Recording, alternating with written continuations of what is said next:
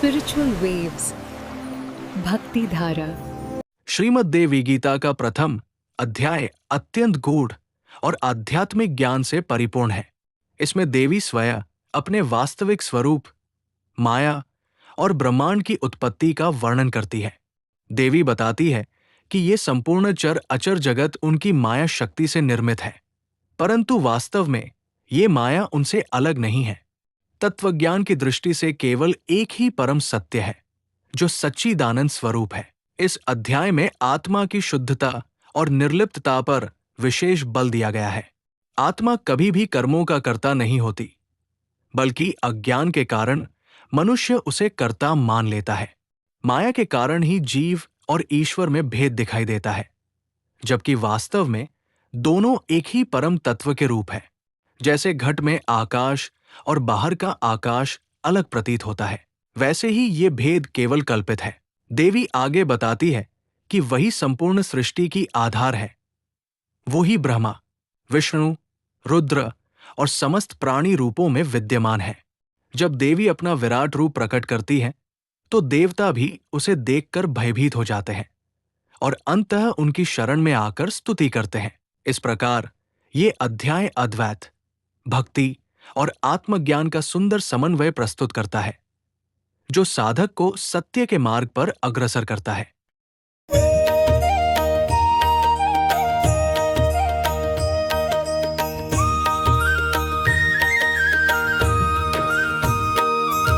हिमालय उवाच योगं च भक्तिसहितं ज्ञानं च श्रुतिसम्मतम् वदस्व परमेशानि त्वमेवाहं यतो भवे।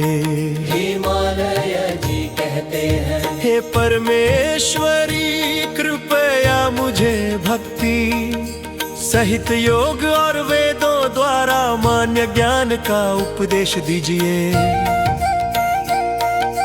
क्योंकि आप ही मेरे लिए सर्वोच्च है और मेरे अस्तित्व का आधार भी आप ही है।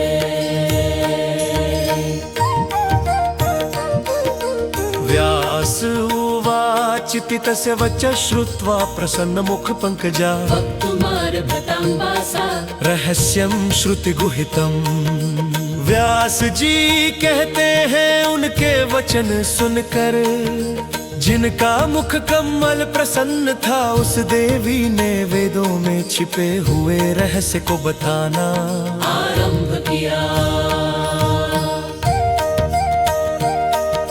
शृण्वन्तु निर्जराः सर्वे व्याहरन्त्या वचो मम यस्य श्रवणमात्रेण मद्रूपत्वं प्रपद्यते। देवी कहती है, हे देवताओं आप सभी मेरे वचनों को सुने। केवल सुनने मात्र से ही व्यक्ति मेरे स्वरूप को प्राप्त कर लेता है। अहमेवास पूर्वं मे नान्यत् किंचिन्न गाधिप तदात्मरूपं चित् संवित् परब्रह्मैक्यनामकम्। हे पर्वतों के स्वामी हिमालय सृष्टि से पहले केवल मैं ही थी। मेरे अतिरिक्त कुछ भी नहीं था, वह मेरा स्वरूप ही चेतना और परब्रह्म के नाम से जाना जाता है। अप्रतर्क्यम निर्देशम नौपम्यम नामयम् तस्य काचित् सबह सिद्धा शक्तिर्मायेति विश्रुता। वह पर ब्रह्म तर्क से परे, वर्ण से रहित, उपमा रहित और दोष रहित है। उसकी एक स्वाभाविक शक्ति है जिसे माया कहा जाता है। न सती सा नास्ति सा नो भयात्मा विरोधता एतद्विलक्षणा काचित् वस्तु भूतास्ति सर्वदा। वह माया न पूरी तरह सत्य न असत है और न ही दोनों का मिश्रण है।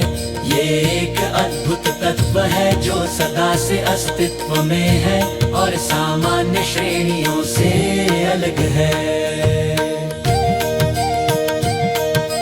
पावकस्योष्णते वेयमुष्णां शोरिव दीधिते चन्द्रस्य चन्द्रिके वेयं ममेयं सहजा ध्रुवा।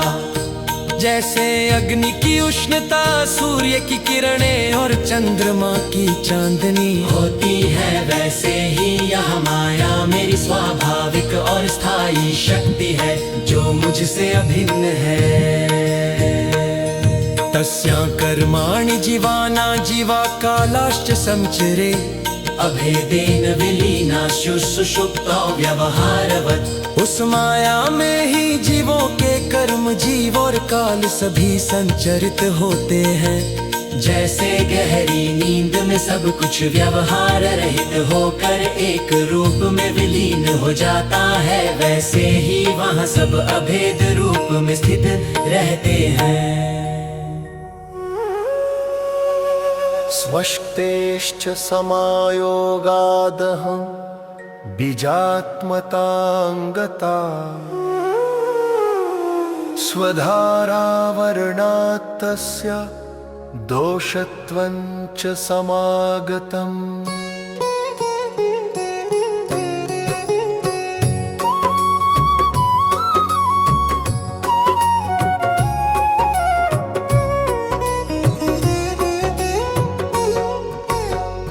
देवी कहती है कि जब मैं अपनी माया शक्ति के साथ जुड़ती हूँ तो सृष्टि का कारण बनती हूँ, लेकिन यही माया जब सत्य को ढक देती है, तब अज्ञान और भ्रम उत्पन्न होता है।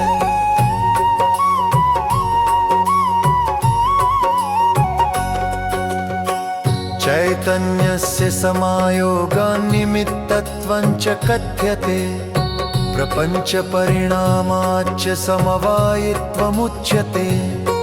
चेतना के संयोग से माया को निमित्त कहा जाता है, और सृष्टि के रूप में परिणत होने के कारण उसे समवायी कारण भी कहा जाता है। चित्तां तपयित्याहुस्तमः केचिज्जडं परे, ज्ञानं माया प्रधानं च प्रकृति शक्तिमप्यजाम्। कुछ लोग उसे तप कहते हैं, कुछ अज्ञान या जड़ मानते हैं, कुछ उसे ज्ञान माया प्रकृति प्रधान या जन्मी शक्ति भी कहते हैं।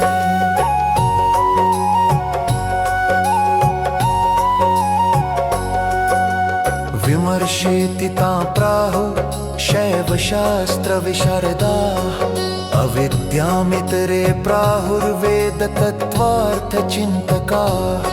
शैव शास्त्रों के विद्वान उसे विमर्श शक्ति कहते हैं, जबकि वेदों के तत्वार्थ पर विचार करने वाले अन्य लोग उसे अविद्या कहते हैं। एवं नानाविधानि स्युर्नामानि निगमादिषु, तस्या जडत्वं दृश्यत्वात् ज्ञाननाशात् ततोऽस्ति। इस प्रकार वेदों आदि ग्रंथों में उसके अनेक नाम बताए गए हैं। वह जड़ नहीं है, किंतु जब ज्ञान का भाव होता है तब उसे असत्य भ्रम के रूप में देखा जाता है।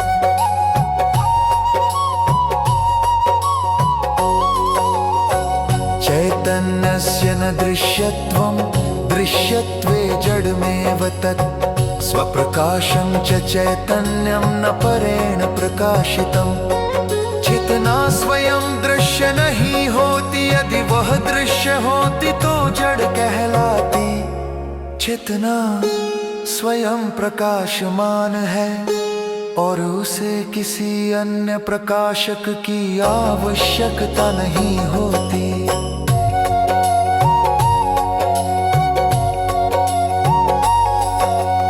अनवस्था दोष सत्त्वान्न स्वेनापि प्रकाशितम्, कर्म कर्तृविरोध स्यात् तस्मात् तद्दीपवत् स्वयम्। अनवस्था दोष के कारण यह स्वयं भी किसी अन्य द्वारा प्रकाशित नहीं हो सकती। क्योंकि इससे कर कर कर्म का विरोध उत्पन्न होगा। इसलिए वह दीपक की तरह स्वयं प्रकाशित है। प्रकाशमानमन्येषां भासकं विद्धि पर्वत, अतएव च नित्यत्वं सिद्धं संवित्तनोर्ममहत्। हे पर्वत, जो स्वयं प्रकाशित है वही दूसरों को प्रकाशित करता है। इसी कारण मेरी चेतना का शरीर नित्य सिद्ध है।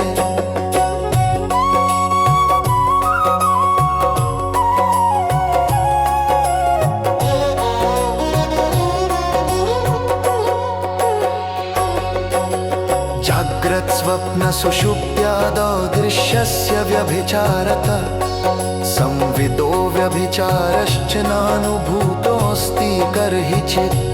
जाग्रत, स्वप्न और सुषुप्ति अवस्थाओं में दृश्य वस्तुएं बदलती रहती है, लेकिन चेतना कभी बदलती नहीं है। चेतना की निरंतरता कभी भी बाधित नहीं होती। यह सदैव एक जैसी अनुभव होती है।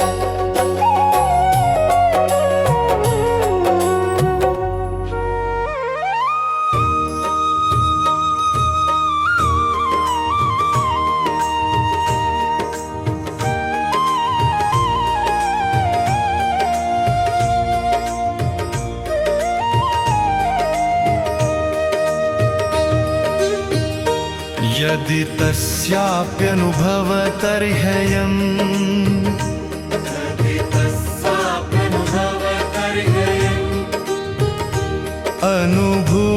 अनुभूतस्यैवात्र शिष्टः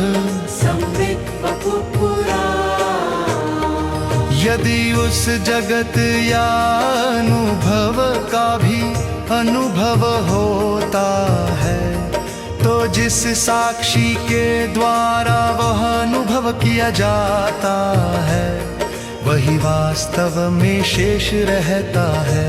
वही वास्तव में शेष रहता है। वही साक्षी स्वरूप चेतना आदि से पूर्व भी विद्यमान थी और अंत में भी वही रहे जो है। अतएव च नित्यत्वं प्रोक्तं सच्छास्त्र कोविदः। आनंदरूपता चास्या परप्रेमास्पदत्वतः। इसी कारण शास्त्रों के ज्ञाता इसे नित्य बताते हैं। या आनंद स्वरूप है और परमं प्रेम का आधार भी है। माना भुवं हि भूयासमिति प्रेमात्मनि स्थितं सर्वस्यान्यस्य मिथ्यात्वादसंगत्वं स्फुटं मम। आत्मा का स्वभाव है कि वह अपने अस्तित्व को बनाए रखना चाहता है। यानी मैं सदा रहूं, यह स्वाभाविक प्रेम है। क्योंकि संसार की बाकी चीजें नश्वर और बदलने वाली हैं, इसलिए आत्मा उनसे जुड़ी हुई नहीं है, बल्कि उनसे अलग और स्वतंत्र है। अपरिच्छिन्नताप्येव मतेव मता मम। तच्च ज्ञानन्नात्मधर्मो धर्मत्वे जडतात्मनः। इसी कारण मुझे अपरिच्छिन्न माना गया है। यह ज्ञान आत्मा का धर्म नहीं है, क्योंकि यदि यह धर्म होता तो आत्मा जड़ हो जाती। ज्ञानस्य जडशेषत्वं न दृष्टं न च संभवी। चिद्धर्मत्वं तथा नास्ति चितश्चिन्न हिब्यते। ज्ञान कभी जड़ के अधीन नहीं होता और न ही यह संभव है। चेतना का कोई अलग धर्म नहीं होता, क्योंकि चेतना स्वयं में अखंड और अविभाज्य है। तस्मादात्मा ज्ञानरूपः सुखरूपश्च सर्वदा सत्यपूर्णोऽप्यसङ्गश्च वैतजालविवर्जितः। इसलिए आत्मा सदा ज्ञान स्वरूप और सुख स्वरूप है। वह सत्य पूर्ण अनासक्त और द्वैत के जाल से मुक्त है।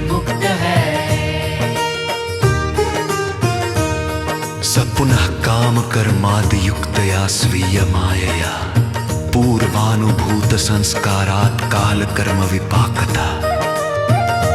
वही आत्मा अपनी माया के प्रभाव से कामना कर्म, पूर्व संस्कार और काल के कर्मफल के कारण प्रभावित होता हुआ प्रतीत होता है।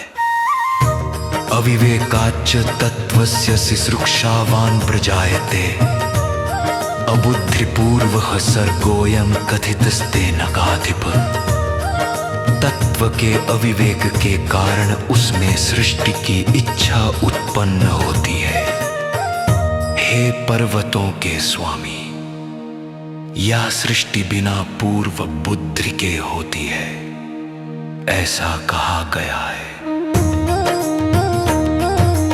एतद्धि अन्मया प्रोक्तं मम रूपमलौकिकम् अव्याकृतं व्यक्तं माया शबलमित्यपि। जो मैंने बताया वही मेरा अलौकिक स्वरूप है।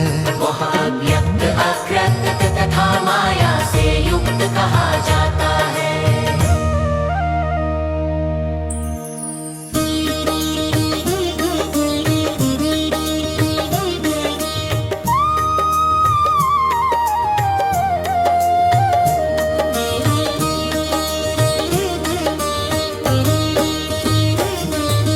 प्रोच्यते सर्वशास्त्रेषु सर्वकारणकारणम्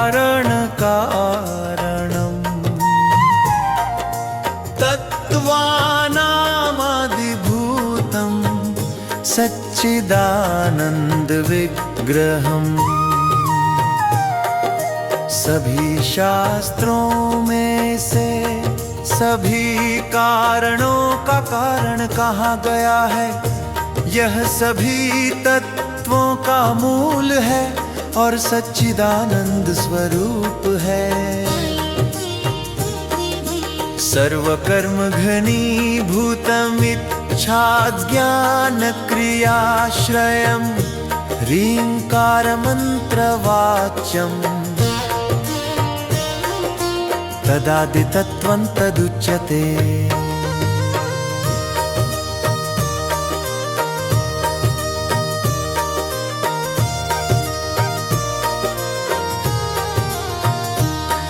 वह आदि तत्व सभी कर्मों का संकुचित रूप है और इच्छा ज्ञान तथा क्रिया का आशय है। उसे री मंत्र से व्यक्त किया जाता है और वही मूल तत्व कहलाता है।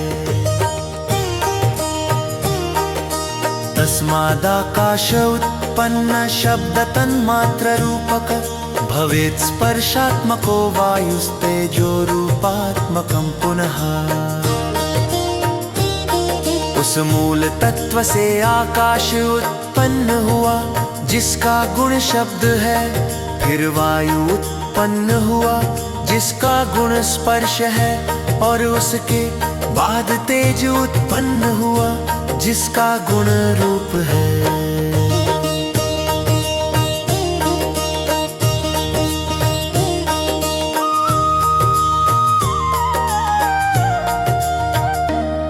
जलं रसात्मक पश्चात् ततो गंधात्मिका धरा, शब्देक गुण आकाशो वायु स्पर्शरवान्वितः।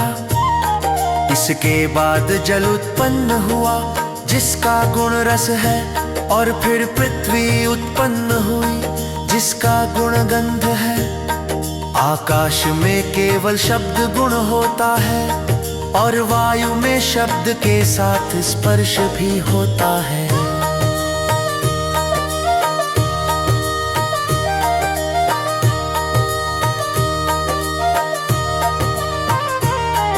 शब्द स्पर्श रूप गुणं तेज इत्युच्यते बुधे शब्द स्पर्श रूप रसैरापो वेद गुणा स्मृताः विद्वानों के अनुसार तेज में शब्द स्पर्श और रूप 3 गुण होते हैं।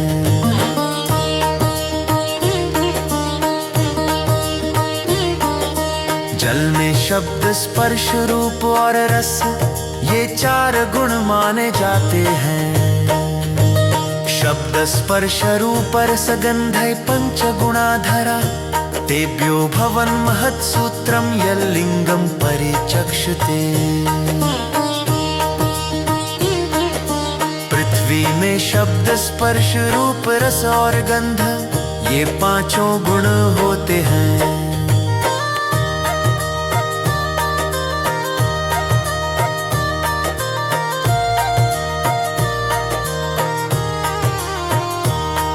इन सभी से महत् तत्व और सूक्ष्म कारण प्रकट होता है।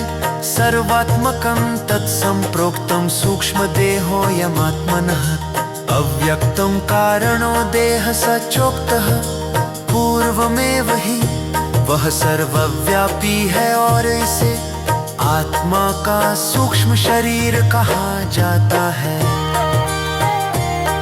यह व्यक्त कारण शरीर है जिसका उल्लेख पहले ही किया जा चुका है। यस्मिन् जगत् बीज रूपं स्थितं लिंगोद्भवो यतः ततस्थूलानि भूतानि पंचीकरण मार्गतः। जिसमें जगत का बीज रूप स्थित है और जिससे लिंग शरीर उत्पन्न होता है उसी से पंचीकरण की प्रक्रिया द्वारा स्थूल भूत उत्पन्न होते हैं।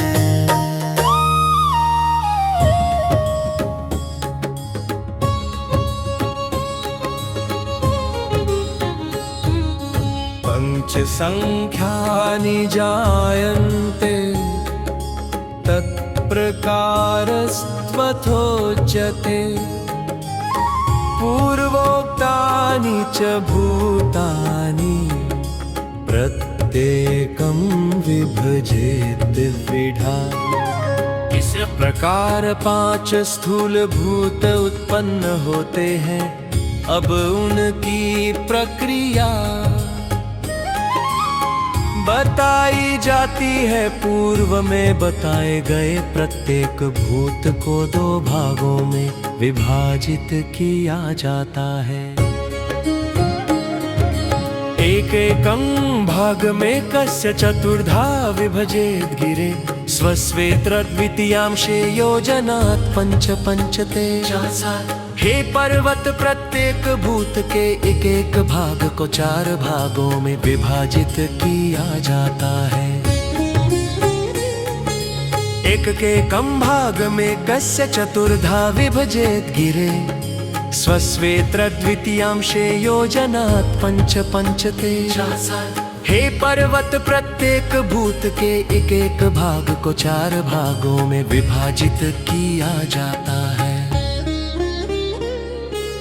अपने तथा अन्य भूतों के दूसरे अंशों के साथ संयोजन से 5 भूतों की रचना होती है। तत्कार्यं च विराड देह स्थूल देहोऽयमात्मनः पंचभूतस्थ सत्वांशै श्रोत्रादिना समुद्भव। उसका परिणाम विराट देह और आत्मा का स्थूल शरीर है। 5 भूतों के सत्व अंशों से श्रोत्र आदि ज्ञानेंद्रियां उत्पन्न होती है। ज्ञानेन्द्रियाण राजेन्द्र प्रत्येकं मीलितैस्तुतैर् अंतःकरणमेकं स्याद्वृत्ति भेदात् चतुर्विधम्। हे राजन इन ज्ञानेंद्रियों के संयोजन से एक अंतःकरण बनता है जो अपनी विभिन्न वृत्तियों के कारण 4 प्रकार का माना जाता है। यदा तु संकल्प विकल्प कृत्यं तदा भवेत् तन्मन इत्यभीम स्यात् बुद्धि संजं च यदा प्रवेत्ति सुनिश्चितं संशयहीन रूपम्। जब अंतःकरण संकल्प विकल्प करता है तब उसे मन कहा जाता है। जब वह निश्चयात्मक और संशय रहित रूप में कार्य करता है तब उसे बुद्धि कहा जाता है। अनुसंधान रूपं तच्चित्तं च परिकीर्तितम् अहंकृत्यात्मवृत्त्या तु तदहंकारतांगतम्। जब वही अंतःकरण स्मरण और अनुसंधान करता है तब उसे चित्त कहा जाता है। जब उसमें मैं का भाव उत्पन्न होता है तब वह अहंकार कहलाता है। तेषां रजोषैर्जातानि क्रमात् कर्मेन्द्रियाणि च प्रत्येकं मिलितस्तस्तु प्राणो भवति पंचधा। इनके रजोगुण के अंशों से क्रमशः कर्मेंद्रियां उत्पन्न होती है और इन सभी के सम्मिलन से प्राण 5 प्रकार का हो जाता है। हृदय प्राणो गुदे पानो नाभिस्थस्तु समानक कंठ देशेऽप्युदानः स्याद्यान सर्वशरीरग। प्राण हृदय में रहता है, अपान गुदा में समान, नभि में उदान, कंठ में और व्यान पूरे शरीर में व्याप्त रहता है। ज्ञानेन्द्रियाणि पंचैव पंचकर्मेन्द्रियाणि च प्राणादि पंचकञ्चैव धिया च सहितं मनः। 5 ज्ञानेन्द्रियाँ, 5 कर्मेंद्रियाँ, 5 प्रकार के प्राण और बुद्धि सहित मन, ये सब मिलकर कार्य करते हैं। एतत् सूक्ष्म शरीरं स्यान्मम लिंगं यदुच्यते तत्रया प्रकृति प्रोक्ता सा राजन् दिदिधा स्मृता। इसे ही मेरा सूक्ष्म शरीर या लिंग शरीर कहा जाता है। हे राजन, इसमें जो प्रकृति है वह 2 प्रकार की मानी गई है। सत्वात्मिका तु माया स्याद विद्या गुण मिश्रिता। स्वाश्रयं या तु संरक्षेत् सा मायेति निगद्यते।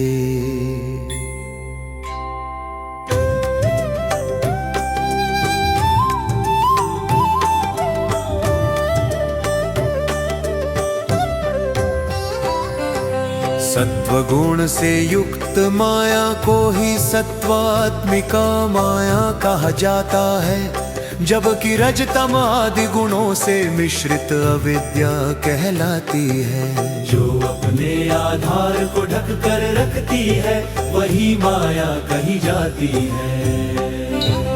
तस्यां यत् प्रतिबिंबं स्यात् बिंबभूतस्य चेशितुः स ईश्वरः समाख्यातः स्वाश्रय ज्ञानवान् परः। उस माया में जो बिंब रूप में स्थित है और जो सर्वेश्वर का प्रतिबिंब है वही ईश्वर कहलाता है। वह अपने आश्रय में स्थित ज्ञानवान और सर्वोच्च है। सर्वज्ञः सर्वकर्ता च सर्वानुग्रहकारकः अविद्यायां तु यत्किंचित् प्रतिबिंबं नगाधिप। ईश्वर सर्वज्ञ सर्वकर्ता और सब पर कृपा करने वाला है। हे पर्वत, अविद्या में जो उसका आंशिक प्रतिबिंब होता है वह अलग प्रकार का होता है। तदेव जीव संज्ञं स्यात् सर्व दुःखाश्रयं पुनः द्वयोरपीह संप्रोक्तं देहत्रयम् अविद्यया।